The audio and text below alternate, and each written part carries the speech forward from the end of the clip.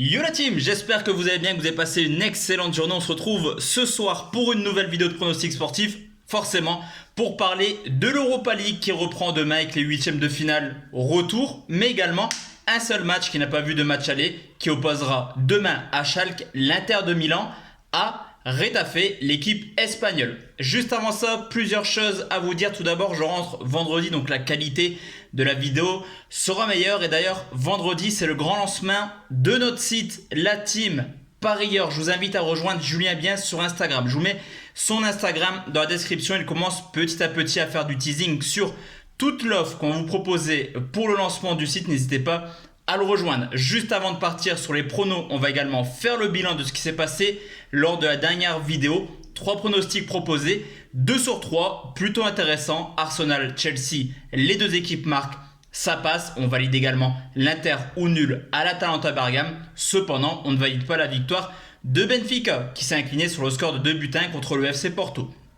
Pour demain, 4 pronostics simples à vous proposer. Quand j'avais fait un sondage, j'avais eu 60-40 pour savoir si on gardait la technique de la mini martingale ou alors si on partait sur les pronostics simples. J'ai décidé de trancher et de couper la poire en deux. Je vous explique également tout ça à partir de la semaine prochaine quand je rentre. Il y aura les deux techniques sur la chaîne, des pronos simples mais également le retour de la mini martingale pour ceux qui appréciaient ce concept. Cependant, pour demain, 4 pronostics simples pendant que je suis encore en vacances. On commence entre Donetsk et Wolfsburg, 2-1 lors du match aller pour Donetsk. Donetsk qui a été champion d'Ukraine et assez largement avec 23 points d'avance sur le Dynamo Kiev. Au contraire de Wolfsburg qui a clairement limité la casse et qui termine 7ème de son championnat. À domicile, Donetsk a clairement cartonné. 14 victoires, 2 nuls en championnat. En Coupe d'Europe, c'est un petit peu différent. 4 matchs, une seule victoire, un nul pour 2 défaites. Cependant, 2 défaites contre l'Atalanta Bergame et également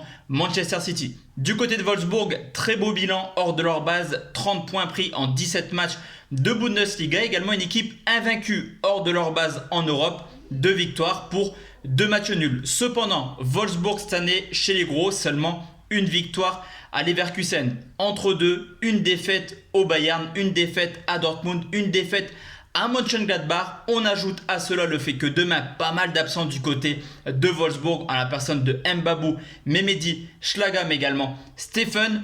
Attention, Wolfsburg est invaincu à l'extérieur. Je sécurise et je vais partir sur Donetsk ou nul, tout de même côté à 1,38.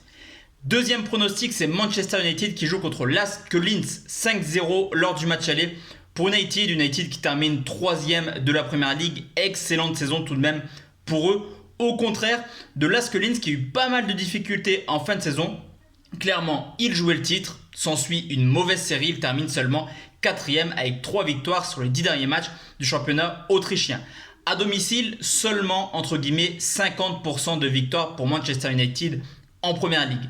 Défensivement, c'est également une équipe qui se met petit à petit à encaisser du but. 5 buts encaissés sur les 3 derniers matchs à domicile. Au contraire de Linz qui a remporté 13 matchs en 16 rencontres à l'extérieur. Alors ok, Old Trafford, c'est pas l'Autriche, mais là c'est quand même se déplacer. Et on a également vu en Coupe d'Europe une équipe capable de s'imposer à Rosenborg, à Bâle, mais également de faire match nul à la Z ou au PSV Eindhoven.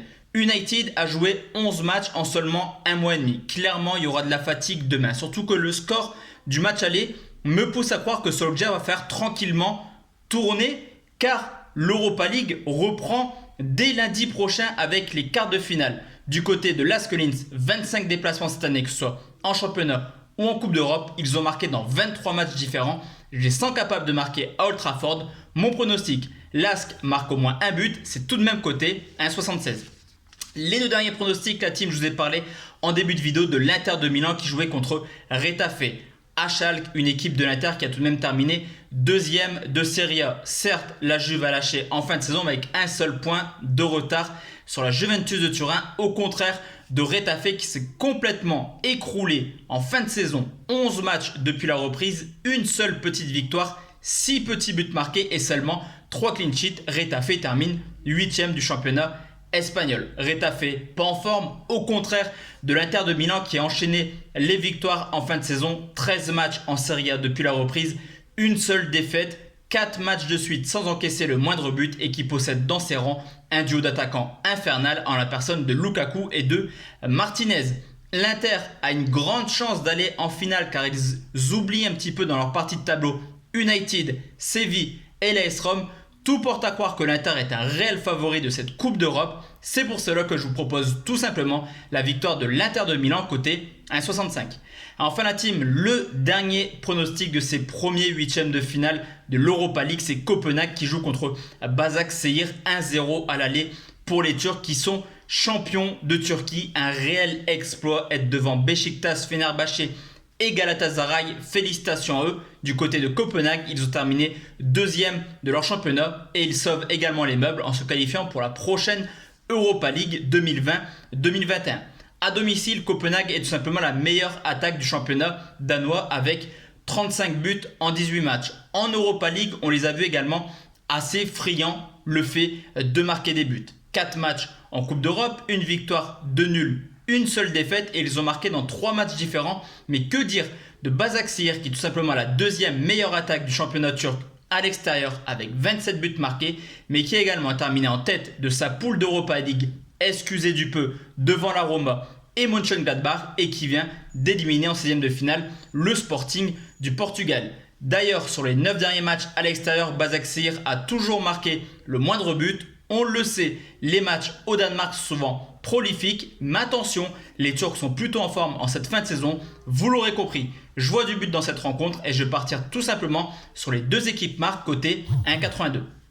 Donc voici la team, mes 4 pronostics pour les premiers huitièmes de finale de l'Europa League. On se retrouve demain soir pour parler des 4 derniers. Excellente soirée à tous et à toutes et à demain la team. Ciao ciao.